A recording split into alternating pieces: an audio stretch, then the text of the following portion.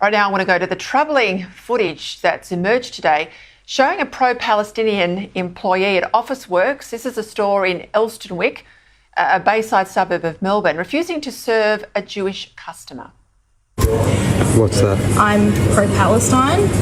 That's okay, you're here to do a job of laminating. Yeah, we have the right to deny jobs. Is that an Officeworks position or your personal position? It is an Officeworks, we have the right to deny jobs. So Officeworks position is that you're pro-Palestine and you won't take a laminating job?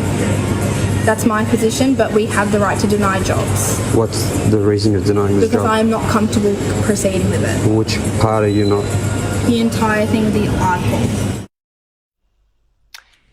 And then it gets worse in that video. There is a woman who identifies as the manager, simply referring the Jewish man to the Officeworks policy that allows staff to refuse to perform services in these sorts of circumstances.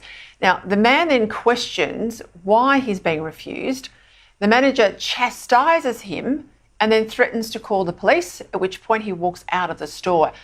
Now, the individual concerned then engaged a lawyer who wrote to Officeworks demanding the store stop discriminating against him, as well as apologise, reprimand the manager and, we're told, terminate her employment. The response from Officeworks, well, that was to offer the man a $100 voucher and say, we're investigating all of this. That's it. Now, the customer, who's chosen to remain anonymous, at least at this time, has launched legal action at the Victorian Civil and Administrative Appeals Tribunal. For more on this, let's bring in the President of the Jewish Association of Australia, David Adler. Well, David, what was your reaction seeing that video from a suburb in Australia? Peter, firstly, good to be with you.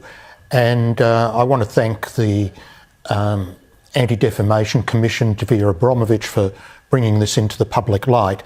The person involved is a member of ours. We were aware of this incident since March. He's kept it quiet, hoping that legal process would provide a resolution. And let me tell you, it's not the only incident out of that store. But I'll give you two reactions. The first is that everyone should be absolutely shocked. Denial of service to Jewish people is a Nazi strategy. Let's not gloss over it. That is exactly what the Nazis did in the lead up to the Holocaust, to isolate and try to punish en bloc the Jewish people. But the other reaction, if you look closely at the imagery, you'll see that the person who denied the service is wearing a rainbow lanyard. The parent company of Officeworks is Wesfarmers, known as one of the big woke corporate companies in this country. I think they were one of the companies that put a couple of $1 million into the failed Voice campaign. But the bizarre imagery there of someone who denies a Jewish man service, says that they're pro-Palestine, wears a rainbow lanyard around their neck, supporting the place in the Middle East which would kill LGBTQ people, saying they're against the place where such people are safe. It's just bizarre intersectionality. So really dreadful. It is trashing Australia's reputation, incident after incident like this.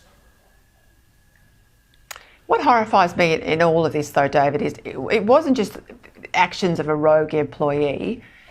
Someone who claimed to be the departmental manager there backed them in and then points to what they regard as a policy of the company to be able to refuse service based on, in this case, religious grounds, I would presume, or Zionist grounds, or whatever grounds they've got. They're pretty flimsy.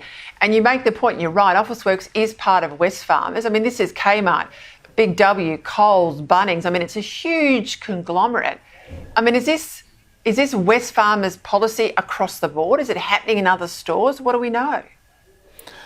We don't know a lot, but I'll tell you what is really, really troubling, and that is the lack of consequences. And we have seen this since the 7th of October. the people who rioted at the Opera House on the 9th of October, 0 arrests. Those that caused the disruption on the university campuses, almost no consequences. And now we're seeing it at the retail level. And I agree 100% with the demands of the customer, and that is that there should be proper consequences. Someone who adopts Nazi-style practices, denying a person service simply because they don't like their religion or their politics or whatever. I mean, we could fall apart as a society if this spread. We'd have Ukrainians and Russians who are involved in another conflict. We should be denying them service depending on where your views fall, etc., etc. So we need our community leaders, and in this case the corporate management, to make a really strong stand, and they're not doing so, and that's very troubling for Australia broadly. I think this is exactly where Wesfarmers needs to step up, and on behalf of the wider corporation, put a line under this. We learn there's a statement that Officeworks have put out that the employee is still employed in that store by Correct. Officeworks. They have, we're told, undergone training. That training and education includes through the Melbourne Holocaust Museum. I don't know, it worries me enormously. David Adler, thank you for your time.